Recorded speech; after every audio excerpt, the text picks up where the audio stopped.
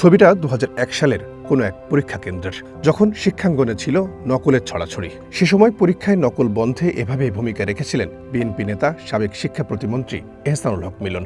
আর এসব ভূমিকার জন্যই শিক্ষাঙ্গনের আলোচনায় সবসময় প্রাসঙ্গিকও ছিলেন তিনি।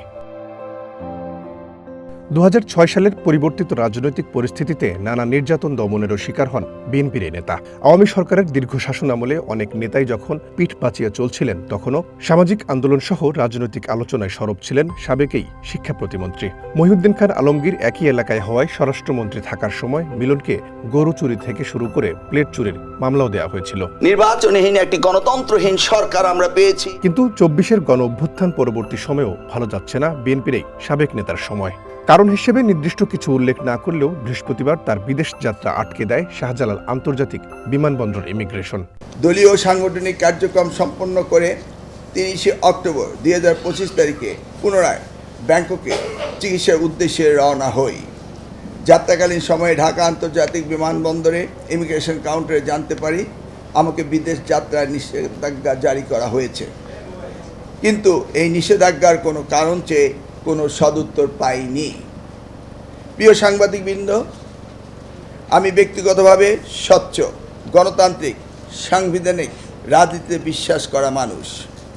কখনো কোনো চক্রান্ত বা ষড়যন্ত্র বা কোনো রকম দেশ বা রাষ্ট্রবিরোধী কর্মকাণ্ডে জড়িত ছিলাম না। দেশ ও মানুষের ভালোবাসাই আমাকে আমেরিকার নাগরিকত্ব পাসপোর্ট সারেন্ডার করে রাজনীতিতে আসতে প্রেরণা জুগিয়েছে। জানান, থাইল্যান্ডে চিকিৎসাধীন অবস্থায় দলের মনোনয়ন প্রত্যাশীদের সাক্ষাতের কথা বলে তাকে ডাকা হলে দেশে ফেরেন তিনি। কিন্তু অজ্ঞাত কারণে ফেরার পথে নিষেধাজ্ঞার কবলে ফেলা হয়েছে তাকে। আমি সরকারের কাছে জানতে চাই, কেন আমাকে বিদেশ যেতে দেওয়া হলো না। এই সরকার মহান ২৪-এর গণঅভ্যুত্থানের সরকার।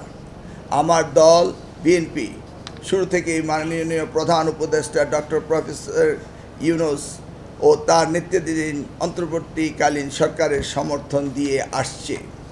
মাননীয় প্রধান উপদেষ্টা প্রফেসর ডক্টর ইউনূসের প্রতি আমার গভীর শ্রদ্ধা ও সম্মান রয়েছে।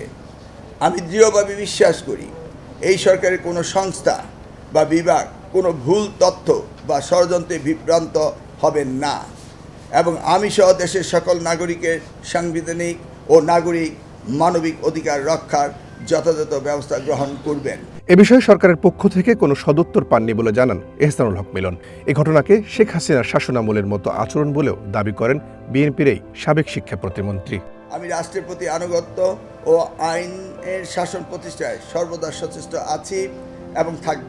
রহিম রুমন, ওয়ান নিউজ, ঢাকা। কল্যাণে সরকারের সাথে